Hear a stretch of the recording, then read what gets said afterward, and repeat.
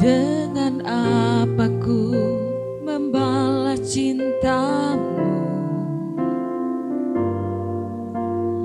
oh Yesusku, ku mau selalu bersyukur, selalu bersyukur.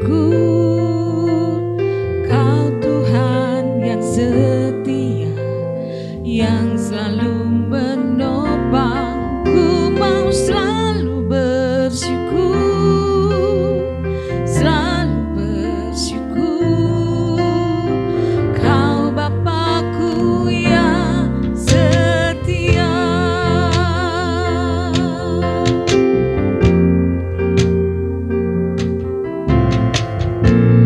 Dengan apa ku membalas kasih-Mu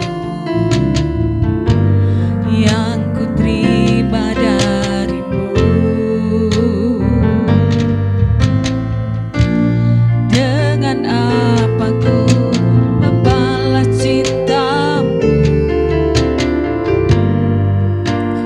oh Yesusku, ku mau selalu bersyukur, selalu bersyukur. Kau Tuhan yang setia, yang selalu menopang. Ku mau selalu bersyukur, selalu bersyukur. Kau Bapakku yang setia.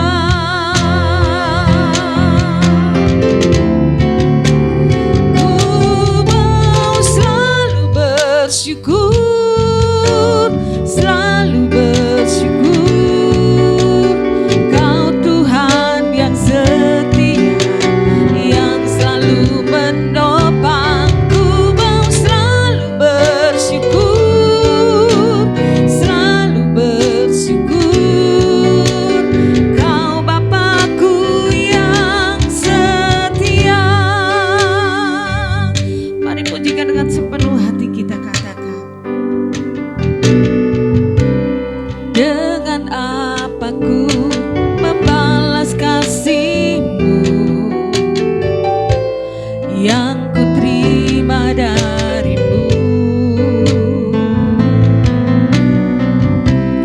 Dengan apa ku membalas cinta-Mu, oh Yesusku, ku mau selalu bersyukur, selalu bersyukur.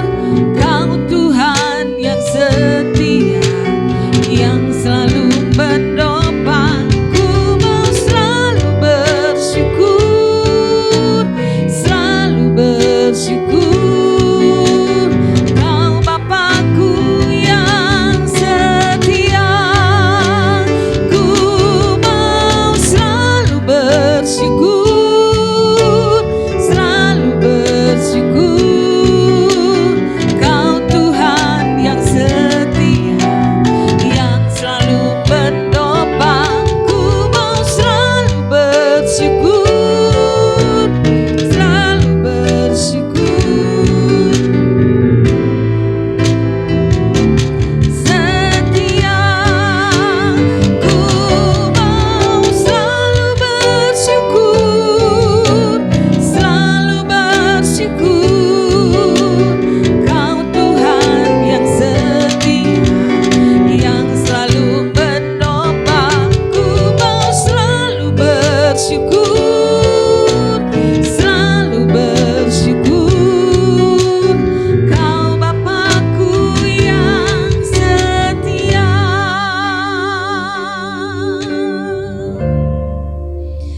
Ku mau selalu bersyukur. Katakan kan sepenuh hati kita. Aku mau selalu bersyukur kepada Engkau Bapa. Apapun yang terjadi dalam hidup kami, Engkau tetap setia atas hidup kami. Engkau Allah yang terus memperhatikan kehidupan kami. Kau tidak pernah tinggalkan kami sendiri. Terima kasih Tuhan. Sekali lagi katakan dengan lebih sungguh lagi, ku mau. Yes, amin, benar Tuhan. Kau Tuhan yang setia, yang selalu menopang, ku mau selalu bersyukur, selalu bersyukur. Kau Bapakku yang setia, ku mau selalu bersyukur, selalu bersyukur.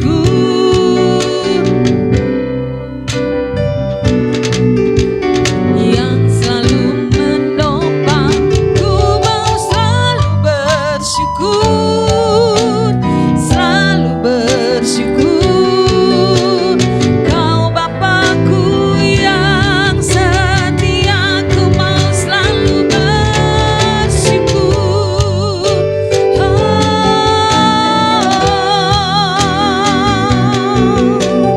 Kau Tuhan yang setia, yang selalu menopang, ku mau selalu bersyukur, selalu bersyukur.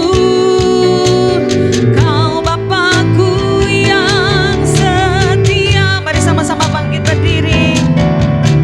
Selalu bersyukur, selalu bersyukur. Kau Tuhan yang setia, yang selalu menopang, ku mau selalu bersyukur, selalu bersyukur. Kau Bapakku yang setia. Sekali lagi katakan, amin.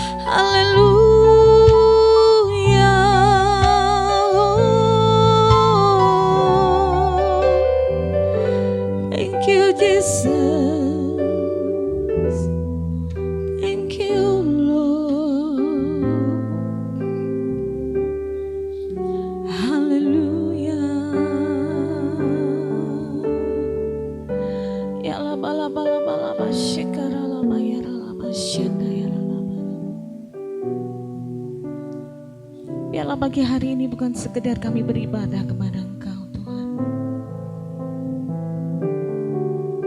tapi kami mau mengalami pribadi kami lepas pribadi bersama dengan Tuhan.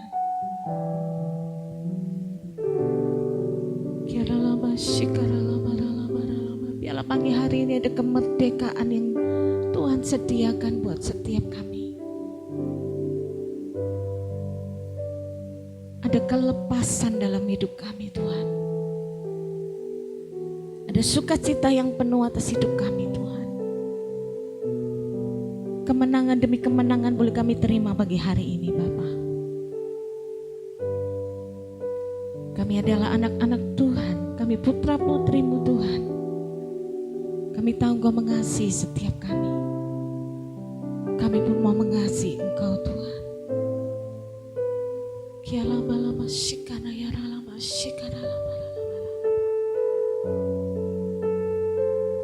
Haleluya Yesus.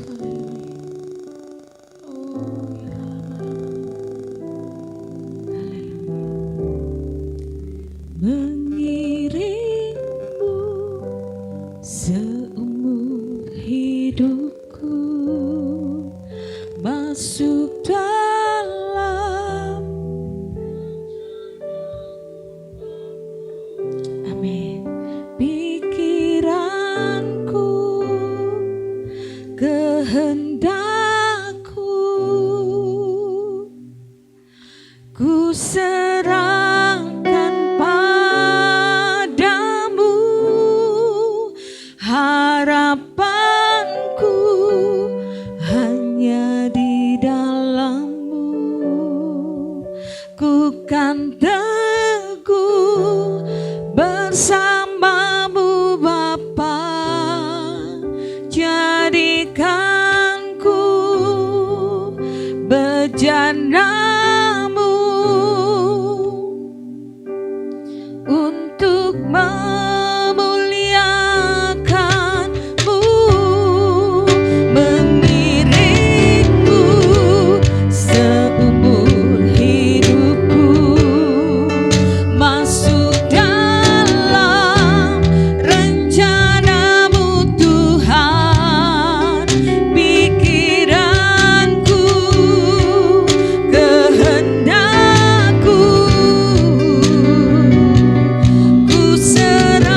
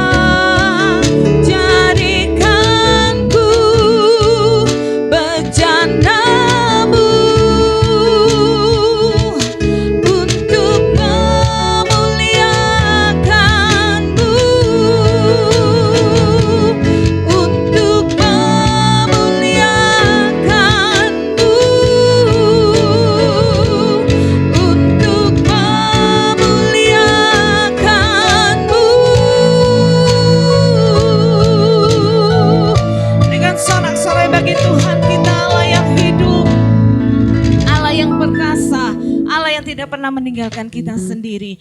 Terima kasih Tuhan, biarlah pagi hari ini hati kami limpah dengan syukur, sukacitamu melimpah, damai sejahteramu melimpah atas setiap kami.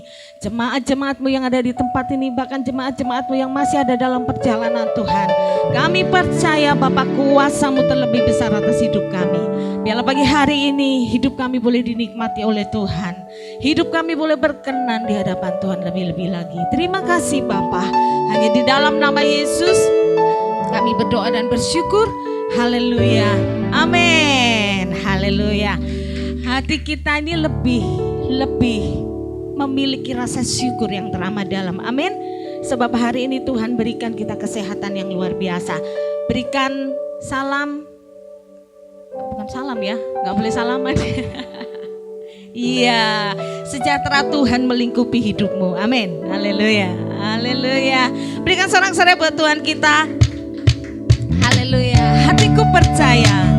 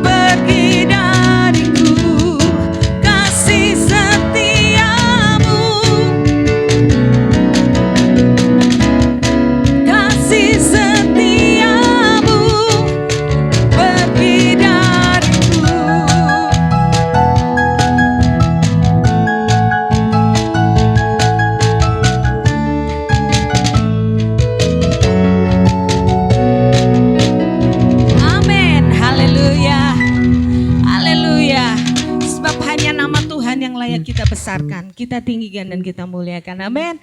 Besarkan nama Tuhan. Haleluya.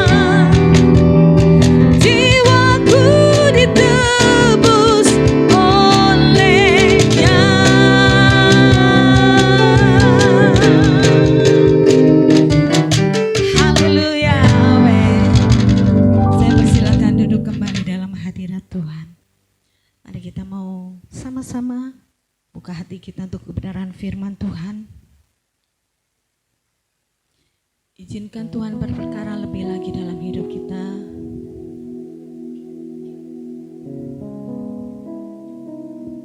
Sebab hanya Tuhan yang sanggup memulihkan, menyembuhkan, memberikan kekuatan buat setiap kita. Apapun keadaan kita saat ini, Tuhan mau kita tetap bersyukur di hadapannya. Karena kita tahu, kita sadar sepenuhnya semua yang terjadi dalam hidup kita itu diizinkan oleh Tuhan. Oleh sebab itu, jangan pernah takut, jangan pernah bimbang, jangan pernah berputus asa. Kembalikan kepada Tuhan. Sebab hanya Dia yang sanggup menolong kita. Pengiringan kita akan Tuhan bukan berbicara hanya sekedar pertolongan dan berkat. Tapi kita pun harus melakukan bagian kita.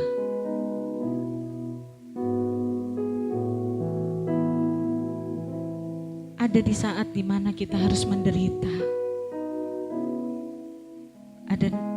Ada saat-saat dimana kita harus mengalami ketidaknyamanan dalam hidup kita. Tapi marilah kita tetap bersyukur di hadapan Tuhan. Sebab Tuhan tahu, Tuhan memperhitungkan,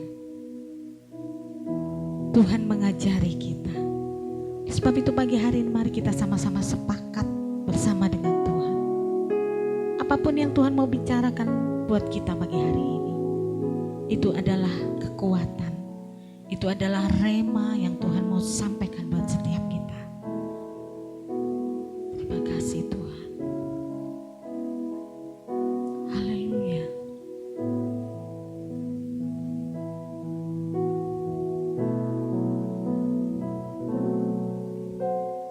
Ku melupakan yang di belakangku,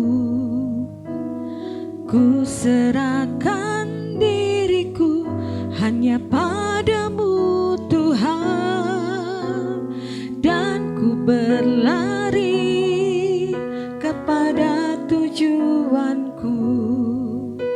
Kau beriku hari yang baru, yang lama telah berlalu. Ku melupakan yang di belakangku, ku serahkan diriku hanya padamu Yesus, dan ku berlari kepada tujuanku. Kau beriku hari yang baru, yang lama telah berlalu.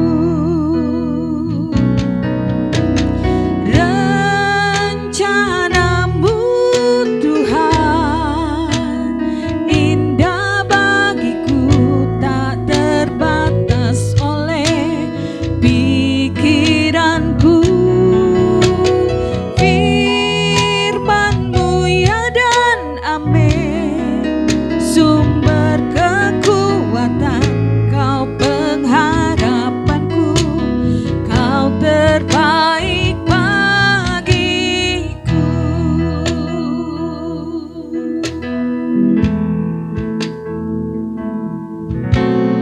Ku melupakan yang di belakangku,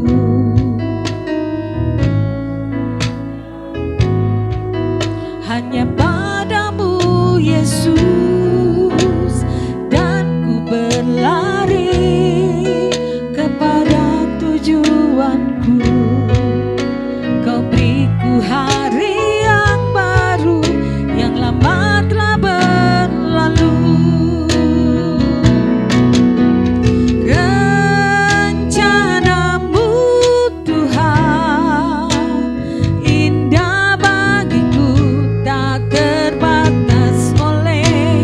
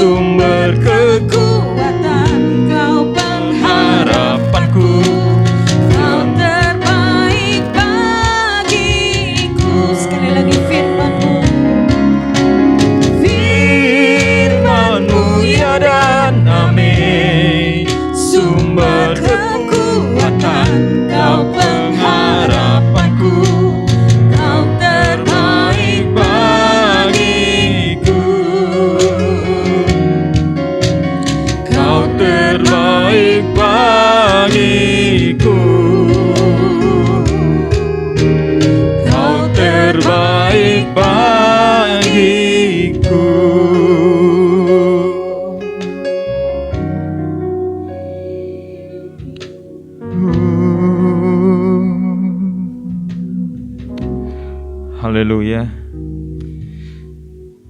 Terima kasih Tuhan. Sungguh besar kasih-Mu dalam kehidupan.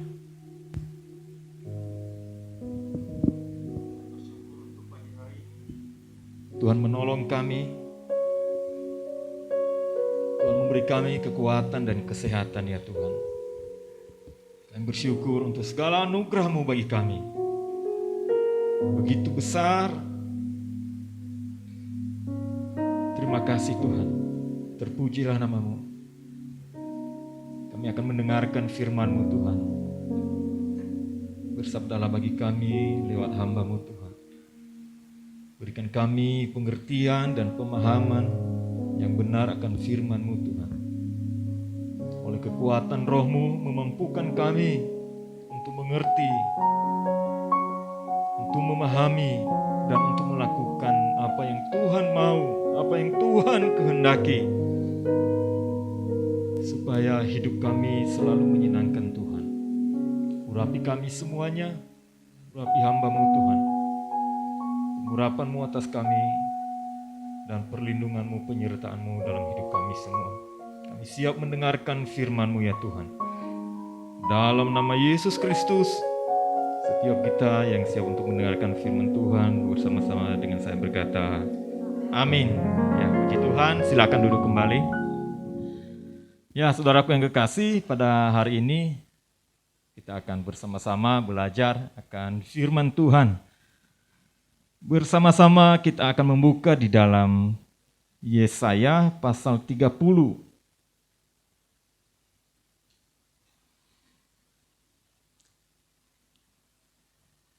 Yesaya pasal ke-30 ayatnya yang ke-18 sampai ayatnya yang ke-26. Yesaya 30 ayatnya yang ke-18 sampai ayatnya yang ke-26. Kalau Bapak Ibu sudah menemukan, kita akan membaca secara bergantian. Saya akan membaca ayatnya yang genap dan Bapak Ibu membaca ayatnya yang ganjil. Yesaya 30 ayatnya yang ke-18 sampai 26. Janji keselamatan bagi Sion. Sebab itu Tuhan menanti-nantikan saatnya hendak menunjukkan kasih-Nya kepada kamu. Sebab itu Ia bangkit hendak menyayangi kamu. Sebab Tuhan adalah Allah yang adil. Berbahagialah semua orang yang menanti-nantikan Dia.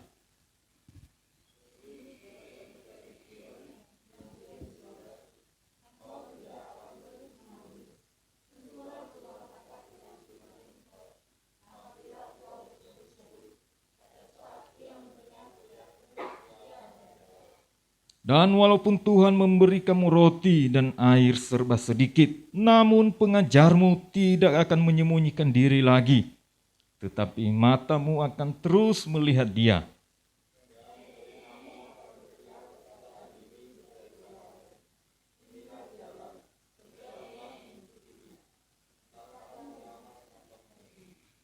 Engkau akan menganggap najis patung-patungmu yang disalut dengan perak, atau yang dilapis dengan emas. Engkau akan membuangnya seperti kain cemar sambil berkata kepadanya, keluar.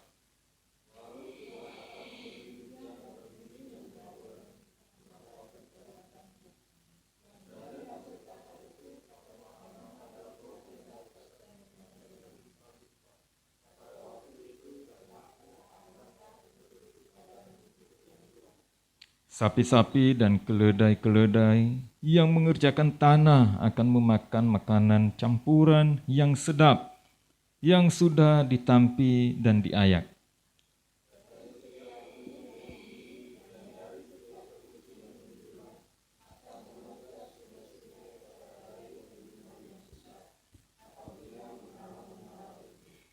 Maka terang bulan purnama akan seperti terang matahari. Terik dan terang matahari terik akan 7 kali ganda, yaitu seperti terangnya 7 hari pada waktu Tuhan membalut luka umat-Nya dan menyembuhkan bekas pukulan. Amin. Ya, saudaraku yang kekasih, pada hari ini kita akan berbicara tentang Berbahagialah orang yang menanti-nantikan Tuhan. Berbahagialah orang yang menanti-nantikan Tuhan.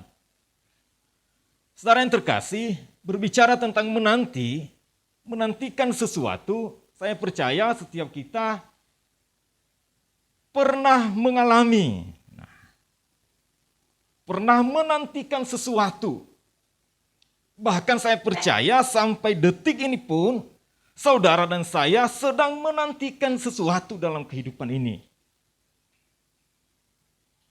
Apapun itu, apakah kita sedang menantikan yang namanya jawaban doa?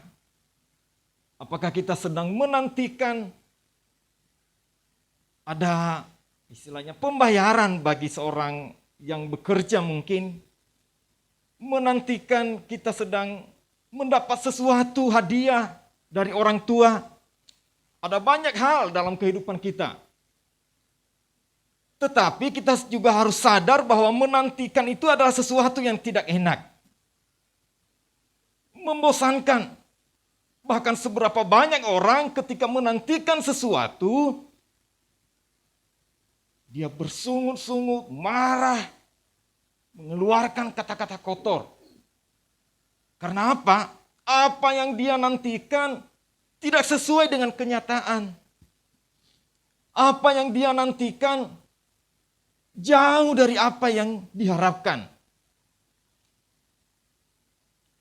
Kalau kita mungkin membuat suatu janji dengan seseorang mungkin. Lalu kita sepakat kita akan ketemu di hari ini jam sekian. Karena kita begitu semangat untuk bertemu, lalu kita datang lebih awal. Kita mempersiapkan diri untuk bertemu dengan orang ini. Ketika kita sampai, kita menunggu orang yang kita nantikan tidak kunjung datang. Apa yang terjadi? Hati ini mulai gelisah, mulai khawatir, mulai berpikir macam-macam. Bisa-bisa juga bablas, marah-marah, mengeluarkan kata-kata kotor. Ini orang sudah janjian dari tadi ditunggu. Bisa telepon, bisa marah-marah, ngamuk-ngamuk, segala macam. Bisa saja kalau emosi kita tidak dikontrol oleh diri kita sendiri. Artinya bahwa menantikan sesuatu itu sesuatu yang tidak enak, membosankan. Tetapi di dalam kehidupan ini, saudara juga harus tahu bahwa ada orang tua yang memberi nama anaknya menanti. Bahkan ada orang dari Sumatera namanya rela menanti. Rela menanti. Dia di Surabaya dan sekarang sudah pindah ke kota lain. Namanya rela menanti. Saking rela menantinya, dia menikah dengan orang yang sangat muda. Selisih 20 tahun dari dia. Saking lamanya dia rela menanti. Ya memang namanya rela menanti. Ya apalagi. Ketika saya tahu saya juga kaget. Rela menanti. Oh. Terus saya tanya, ini istrinya? Iya. Oh iya. Rela menanti begitu lama 20 tahun. Artinya bahwa menantikan adalah sesuatu yang kurang mengenakan sebenarnya. Tetapi di dalam firman Tuhan yang kita baca dikatakan ternyata bukan kita saja yang menanti-nantikan. Tetapi di dalam ayat yang ke-18 itu dikatakan Tuhan itu menanti-nantikan saatnya hendak menunjukkan kasih-Nya kepada kamu. Sebab itu Ia bangkit hendak menyayangi kamu, sebab Tuhan adalah Allah yang adil. Berbahagialah semua orang yang menanti-nantikan Dia. Ternyata Tuhan memiliki suatu kerinduan dalam kepribadiannya. Ada kerinduan yang amat besar bagi umatnya, yaitu hendak menunjukkan kasih-Nya. Hendak menyayangi kita. Dia menanti-nantikan, dikatakan di dalam ayat yang ke-18. Tuhan menantikan saatnya. Saudaraku yang kekasih, berbicara tentang menanti, saya membaca sebuah artikel berkata begini, ketika kita mengambil keputusan untuk menanti, berarti kita ada suatu ikatan. Ada suatu ikatan dengan sukarela mengikatkan diri dengan suatu perjanjian. Sehingga kita menanti. Mungkin seperti orang yang sedang bertunangan. Dengan rela hati, dia mengikatkan diri dengan seseorang sambil menantikan hari di mana dia nanti menjadi suami istri. Kurang lebih seperti itu. Ada ikatan. Jadi ketika saudara dan saya ini menanti-nantikan Tuhan dalam kehidupan ini, berarti kita ini dengan sukarela mengikatkan diri dengan Tuhan. Dengan sukarela mengikatkan diri menantikan pertolongan Tuhan. Tanpa berharap kepada yang lain. Kita bersedia untuk menantikan Tuhan. Kita bersedia untuk menanti pertolongan Tuhan. Sampai Dia datang. Saudaraku yang kekasih, kalau kita melihat pembacaan kita tadi itu, ternyata orang-orang Israel mengalami sesuatu yang kurang baik pada waktu itu. Di mana ada suatu bangsa yang besar dari timur menyerang mereka. Lewat bangsa yang besar ini, Allah menghukum bangsa-bangsa. Dan salah satunya orang Israel, orang Yahudi. Ketika orang Yahudi, orang Israel ini mengalami semacam itu, maka mereka berteriak. Mereka menantikan pertolongan. Pertolongan kepada siapa? Kalau orang Israel, mereka pergi ke bangsa Aram. Dan ayat sebelumnya itu mereka pergi ke bangsa Mesir meminta perlindungan, pertolongan. Mereka dengan sukarela menaklukkan diri kepada bangsa Mesir. Tetapi Nabi Yesaya menegur mereka, jangan pergi ke sana. Engkau harus menantikan Tuhan. Engkau harus berharap kepada Tuhan.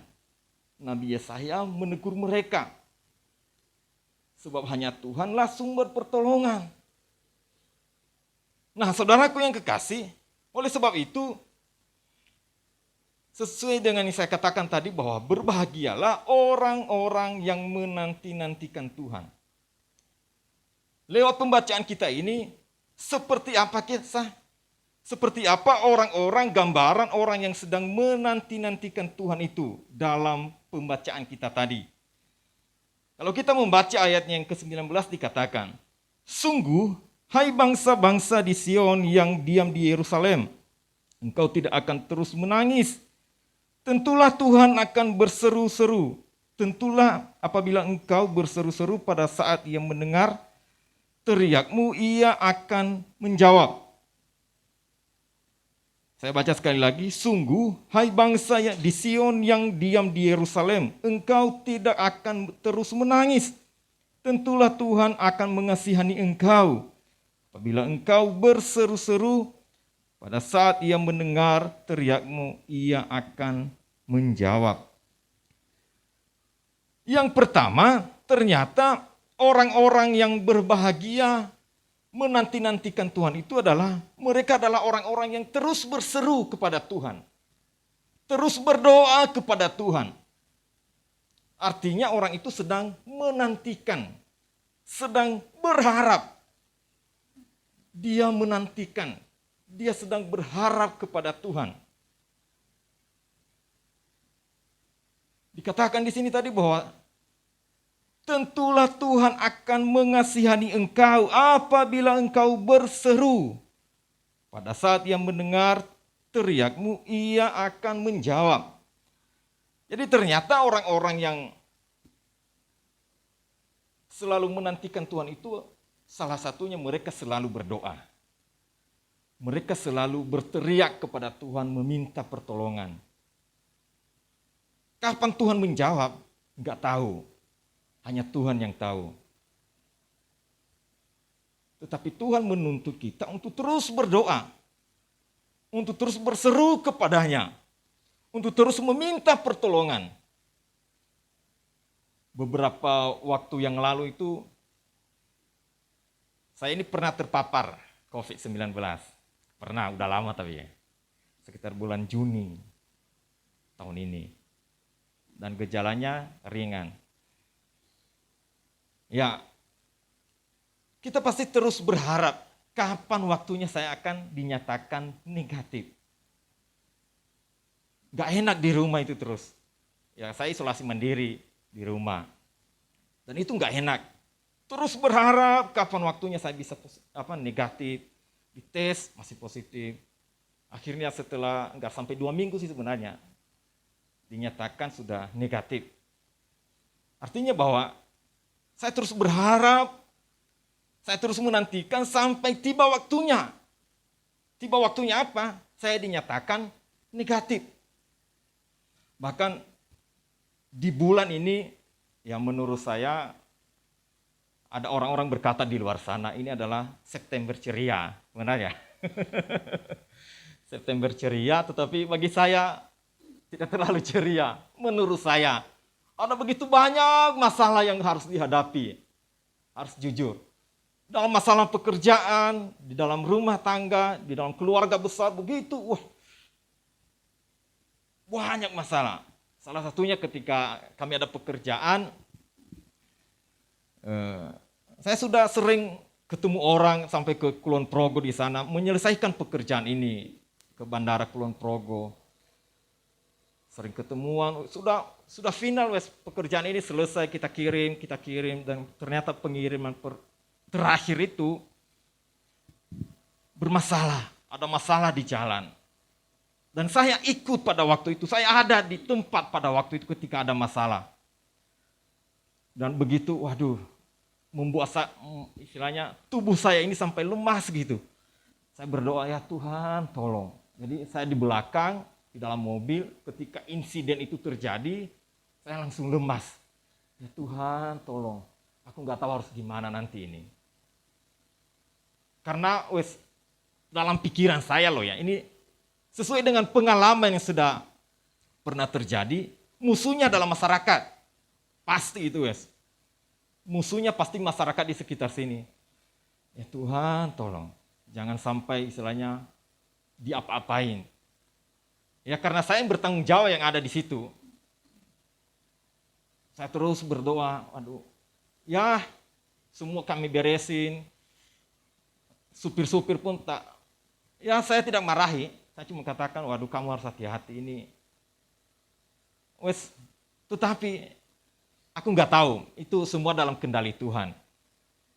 Ketika semuanya sudah beres, masyarakat banyak yang datang. Dan mereka berkata, Pak, nanti kalau sudah selesai diberesin, cepat keluar dari sini, pulang aja langsung putar balik. Mereka pas ngomong gitu, waduh. Ya dalam hati saya, Tuhan terima kasih. Karena apa? Saya sudah berpikir jelek soalnya. Saya pasti ditahan, dibawa ke kantor polisi dan segala macam. Tetapi ini di dalam pekerjaan kami sesuatu hal yang biasa sebenarnya hal semacam ini. Nanti lapor aja. Terus ada provokator di tengah-tengah mereka. Dia bilang, saya sudah lapor ke sini. Saya bilang, ya sudah bagus kalau gitu, kalau sudah lapor. Saya tidak perlu lapor lagi. Jadi semua orang sudah bubar, sudah selesai. Loh Bapak harus lapor juga. Loh nggak perlu. Loh harus. Ya sudah, mana nomor teleponnya? Nanti saya lapor. Saya mau cari tempat parkir dulu. Ini sudah mau pagi soalnya. Ini kejadiannya tengah malam. Artinya bahwa yang terjadi bagi saya masalah ini terlalu besar karena pernah kami alami dan mengeluarkan biaya yang sangat tinggi, sangat besar. Tetapi ketika istilahnya ya, saya tidak berharap kita juga mengalami hal yang sama. Tetapi ini adalah pengalaman saya. Saya benar-benar takut waktu itu. Sampai lemas, saya telepon pimpinan di atas saya, direktur operasional saya telepon tengah malam gak diangkat. Ya memang tengah malam kok, jam 1 Pak, jam 1 dini hari. Pagi-pagi dia nelpon saya langsung, dia tanya ada apa, saya jelaskan. Sudah selesai. Ya Sampai sekarang udah selesai, nggak ada masalah apa-apa. Saya disuruh pergi, hanya ada provokator ngomong harus lapor. Tapi dia sendiri sudah melapor. Terus gimana? Ya sudah, wes tak tinggalin. Paling nanti karena dia sudah lapor, orang-orang istilahnya instansi pemerintahan yang terkait akan datang memperbaiki barang itu. Oh ya sudah kalau gitu. Begitu banyak masalah waktu pengiriman barang itu, ada 3 kali sampai barang itu dikembalikan ke asalnya ke pabrik. Waktu itu loh ya. Karena ada banyak masalah terjadi. Tetapi saya terus berdoa. Saya berdoa supaya bagaimana nanti respon pimpinan kepada saya. Termasuk Pak Roy sendiri. Tapi saya melihat pimpinan di atas saya itu, mereka nelpon saya semua. Sekitar jam 7-an, setengah 7, ada yang nelpon jam 8. Ternyata responnya di luar pemikiran saya. Mereka malah, sudah nggak apa-apa, itu adalah pengalaman kamu. Yang pertama, selama ini kan nggak pernah ada masalah kalau kamu yang berangkat. Selalu beres semuanya. Nah kali ini ada masalah, ya sudah itu adalah pengalaman pertama. Ya istilahnya seperti Pak Roy ngomong, kasih penghiburan lah. Di tengah-tengah kegalauan saya, melaporkan ke customer. Jadi orang-orang Jakarta nelpon, ya apa kok bisa gini. Ya saya jelaskan dengan baik-baik. Orang ngomong, nggak apa-apa wes. Kalau memang harus balik nanti. Hari ini diurus sampai selesai, dibuat laporan, berita acara, kalau sudah selesai, nggak apa-apa sudah. Saya langsung tenang, jadi dapat dukungan istilahnya, setidaknya dapat dukungan dari pimpinan, dari teman-teman kantor udah, ya sudah, akhirnya saya menghadap orang-orang yang punya barang, orang-orang yang membuat barang ini saya jelaskan semua dan semuanya beres. Artinya bahwa ketika masalah itu datang, saya cuma katakan kepada Tuhan, Tuhan tolong, saya nggak mampu Tuhan. Ini benar-benar di luar kendali saya ini. Ini masalahnya besar. Dan orang cerita ke saya, dulu Pak ya, baru 2 minggu yang lalu lebih, ada masalah yang sama juga di sini. Dan itu supirnya, pengurusnya dihajar sama massa di sini. Ini loh Pak, ini bekasnya ini, ada bekas. Hanya insiden seperti ini aja, supirnya dihajar. Apalagi bapak lebih besar ini. Tapi saya dibiarkan gitu. Dibilang nggak apa-apa nanti kita lapor aja biar diberesin sama orang-orang terkait. Oh ya sudah. Saya pergi dan sampai sekarang saya berpikir saya akan dikejar. Tapi ternyata enggak. Ya apakah itu, ya bagi saya itu adalah suatu kemurahan Tuhan. Karena memang kalau saya mau memperbaiki tetap nggak bisa. Harus tetap lapor. Dan orang lain akan memperbaiki. Nah ada orang yang sudah melapor jadi sudah akan diperbaiki. Waktu itu saya tanya sudah diperbaiki. Sudah Pak, nggak ada masalah ya sudah. Jadi artinya bahwa saya terus berseru di dalam ketidakmampuan, di dalam keterbatasan, di dalam kelemahan yang saya hadapi pada waktu itu, saya berseru Tuhan tolong. Jadi Nabi Yesaya itu berkata kepada orang Israel pada waktu itu, berserulah kepada Tuhan. Jangan pergi ke Mesir, jangan pergi ke Aram. Datanglah kepada Tuhan. Berseru, berdoa kepadanya. Karena hanya dia yang bisa menolong. Karena seorang nabi dia bisa melihat jauh ke depan. Bangsa ini hanya diperalat oleh Tuhan untuk menghukum. Jadi jangan kamu pergi, kamu diam aja di sini menantikan Tuhan. Karena ada istilahnya, ada hukum pada waktu itu. Hukumnya seperti begini.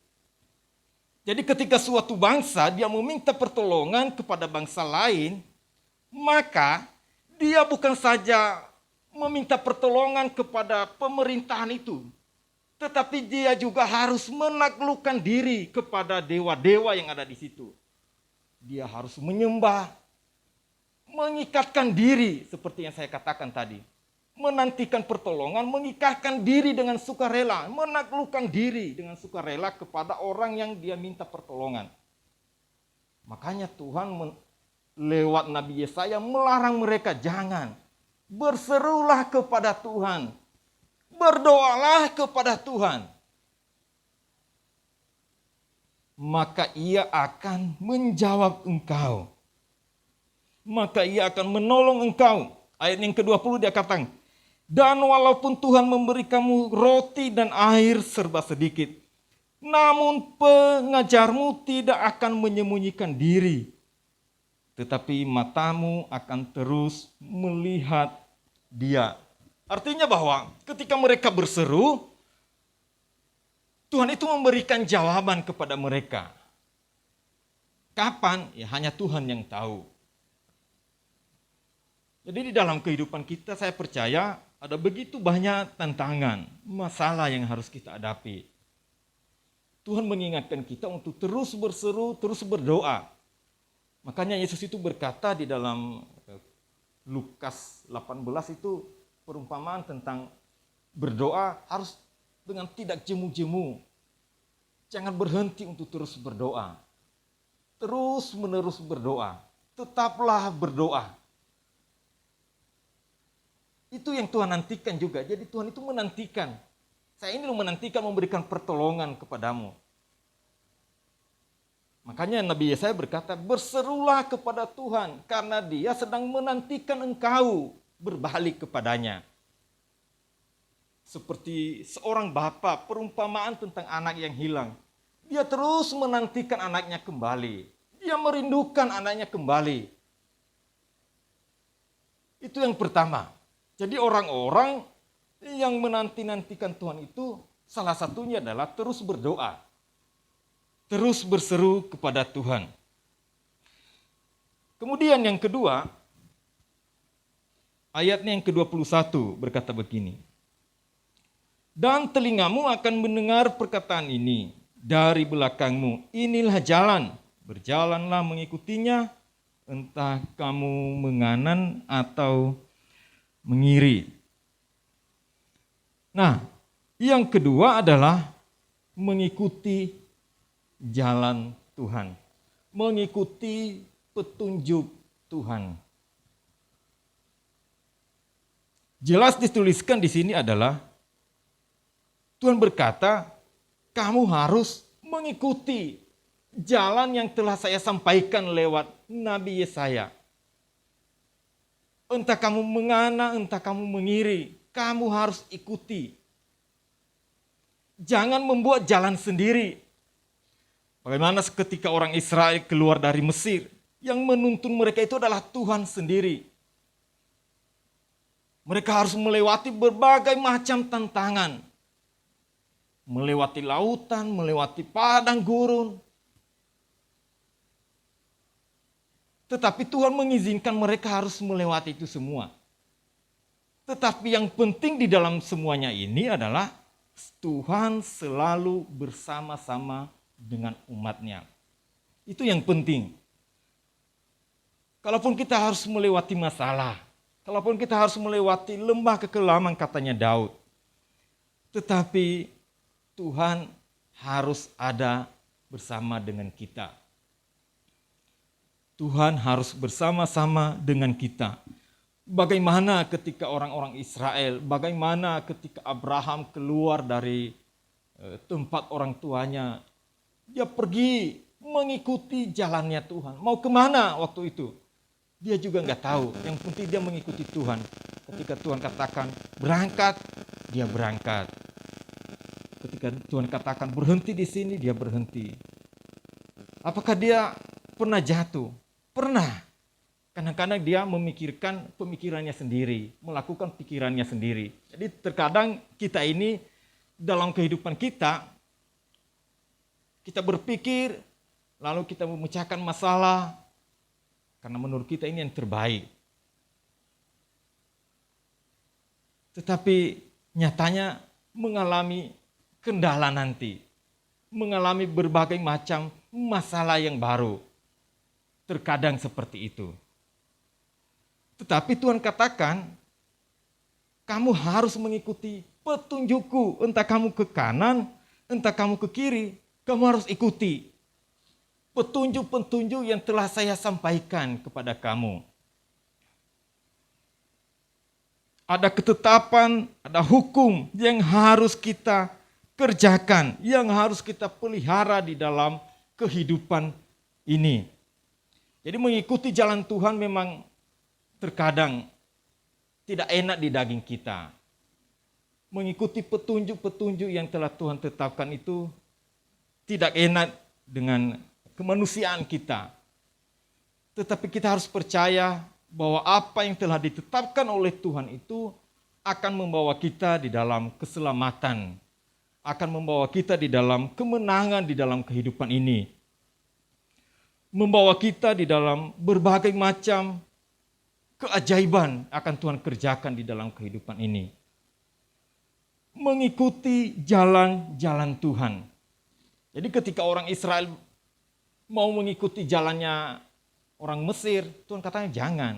Datanglah kepada Tuhan. Kamu harus mengikuti jalannya Tuhan. Karena sumber pertolonganmu, sumber kemenanganmu hanya ada di dalam Tuhan. Jadi kamu harus mengikuti petunjuk yang telah Tuhan tetapkan.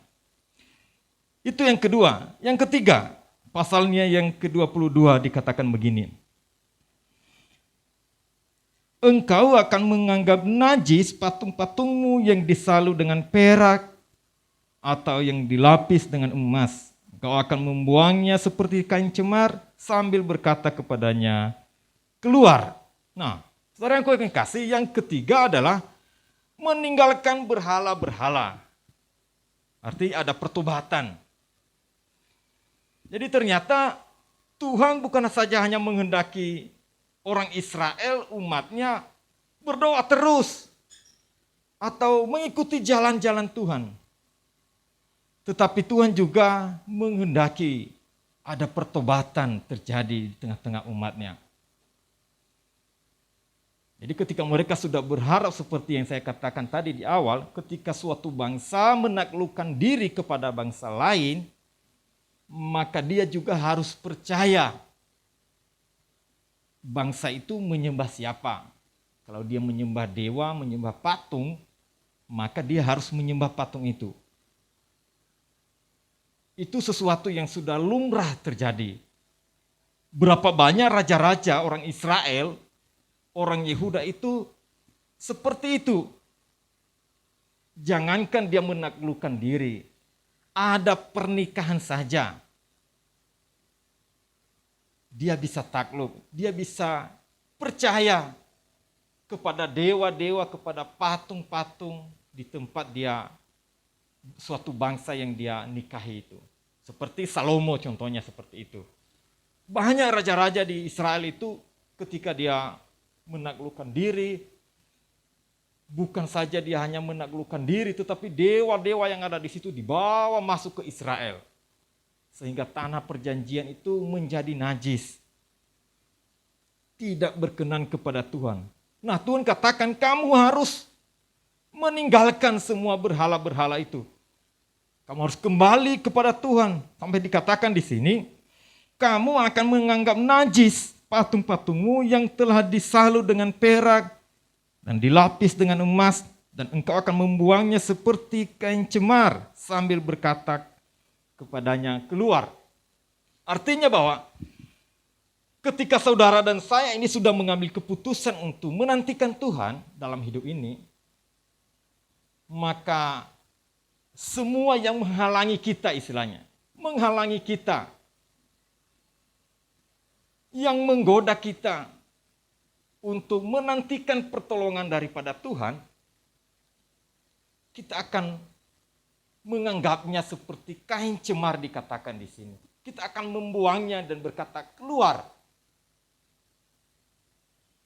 Waktu saya masih aktif dulu di gereja ya, jadi full timer dulu di Surabaya. Kita itu pernah mendoakan salah satu tempat ya, tempat usaha lah.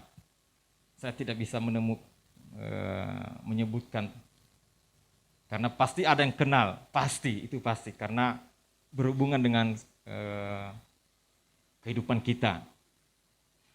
Nah, kita mendoakan karena istrinya ini jemaat, kita doakan, sedangkan suaminya bukan. Jadi ya kita baik-baik datang berdoa. Saudara tahu setelah kita berdoa itu,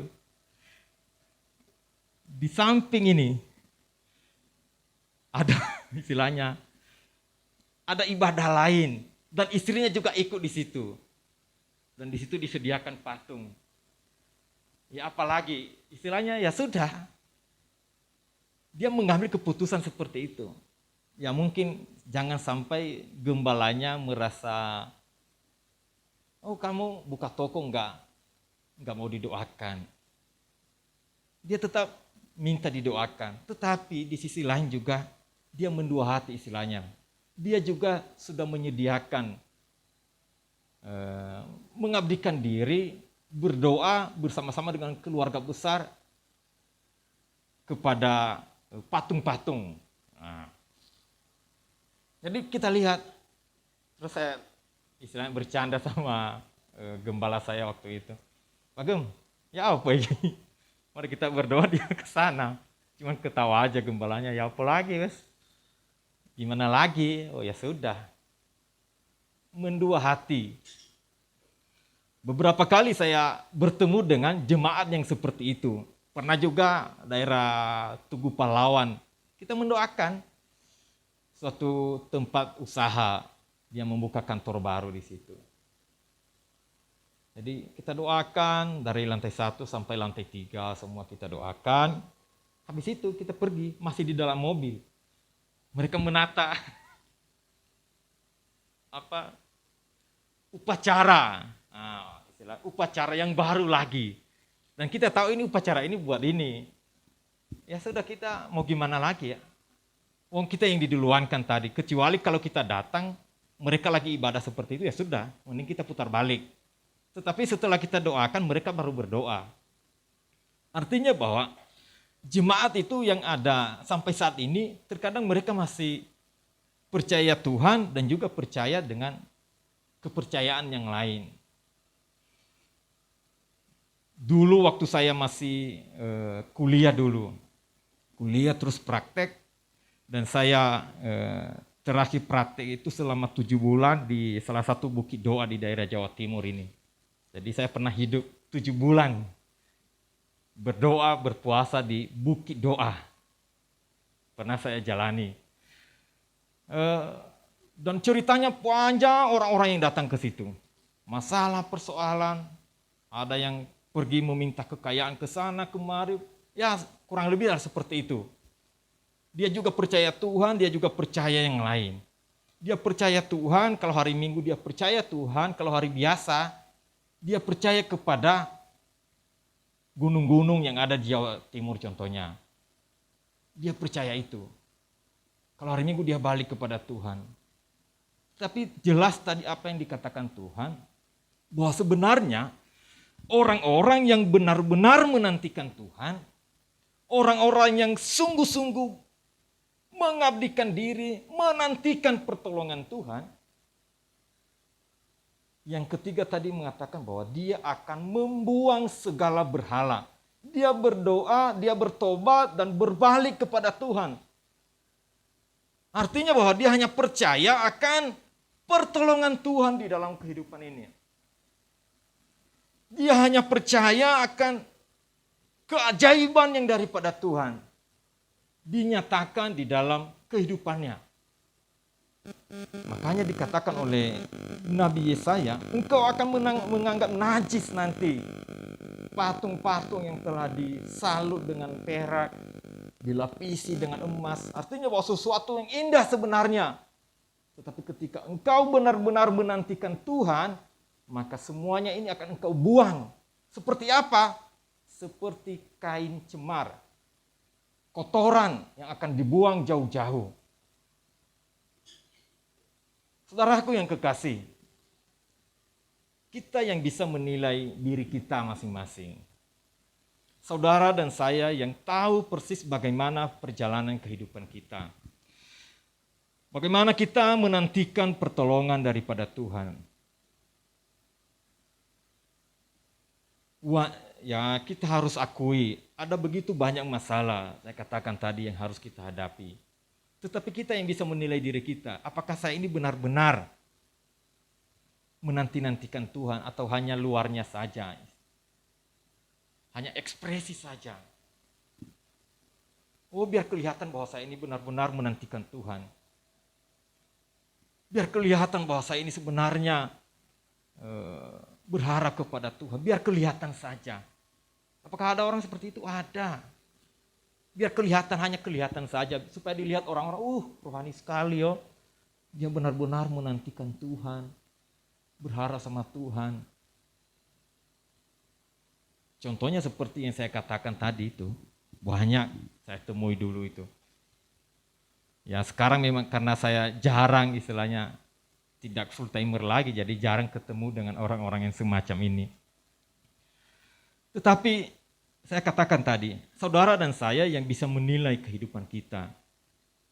Kalau memang Tuhan sudah mempercayakan kita berbagai macam pekerjaan, kita mengerjakan dengan baik. Kalaupun ada masalah, ada tantangan dalam kehidupan ini, kita harus terus berseru, berdoa, memohon hikmat, pertolongan daripada Tuhan.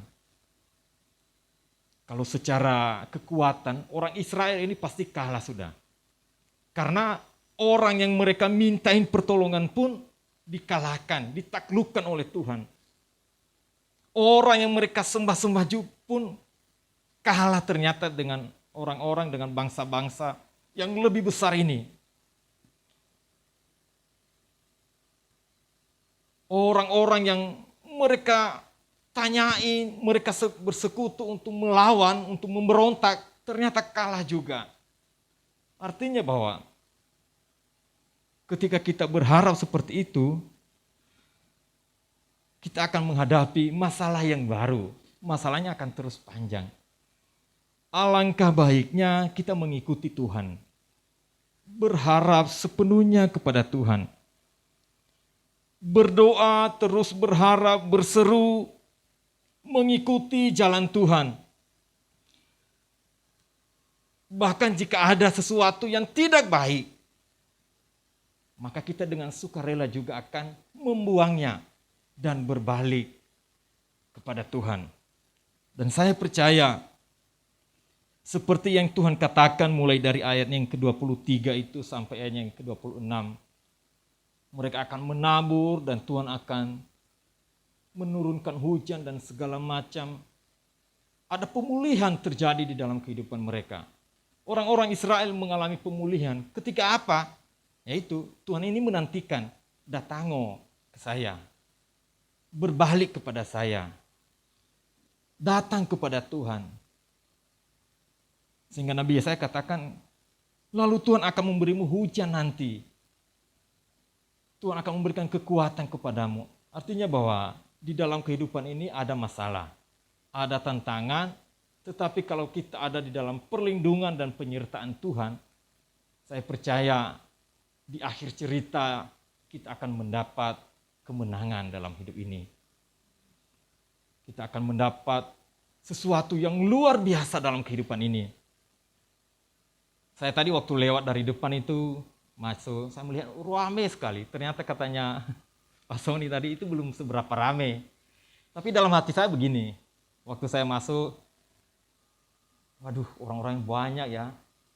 Terus saya masuk lagi, ya Tuhan, di mana suatu saat orang-orang begitu banyak ini, Tuhan bawa ke dalam gereja, masuk di dalam beribadah bersama-sama. Saya melihat seperti itu, Tuhan tolong. Berdoa, ya saya berdoa kiranya Tuhan membuka hati mereka, orang-orang yang terpanggil untuk datang. Itu berdoa dalam hati, karena saya melihat banyak ya orang-orang di sini, Kahuripan ini, olahraga. Ya saya tahu pagi-pagi kan olahraga sambil bawa baju ganti ibadah bersama kan luar biasa. Itu kemurahan Tuhan. Jadi kita hanya bisa berdoa sambil melakukan pendekatan, berkomunikasi dengan mereka. Nah, saudaraku yang kasih, pada hari ini sesuai yang saya katakan tadi bahwa kita harus berbahagia ketika menanti-nantikan Tuhan. Ketika saudara merasa berbahagia menantikan pertolongan Tuhan, maka yang terjadi tidak ada omelan, tidak ada sungut-sungut yang keluar dari mulut kita. Bahkan kita tidak akan memberontak kepada Tuhan. Karena apa? menantikan Tuhan adalah sesuatu yang dimana kita dengan sukarela, saya katakan tadi, dengan sukarela mengikatkan diri, dengan sukarela kita menaklukkan diri kepada Tuhan, menantikan pertolongannya. Saya katakan mengikatkan diri, jadi kita yang datang mengikatkan diri kepada Tuhan. Dan kita berharap Tuhan segera menolong. Kapan ya? Kita terus menantikan. Karena apa? Kita ini yang menaklukkan diri kepadanya. Kita ini yang datang mengikatkan diri. Oleh sebab itu, kita harus berbahagia dengan keputusan kita. Kita harus berbahagia ketika apa? Ketika kita berdoa, ketika kita mengikuti jalan-jalan Tuhan, kita harus bahagia dengan sebuah kesenangan. Bahkan ketika ada yang menghalangi pun, ada dosa, maka kita bertobat. Karena apa? Kita berbahagia bersama dengan Tuhan. Kita berbahagia menantikan Tuhan. Dan saya percaya pertolongan daripada Tuhan sesuai apa yang dia katakan tadi lewat Nabi Yesaya. Pemulihan juga menjadi bagian dalam kehidupan kita. Amin. Sebab kasih setia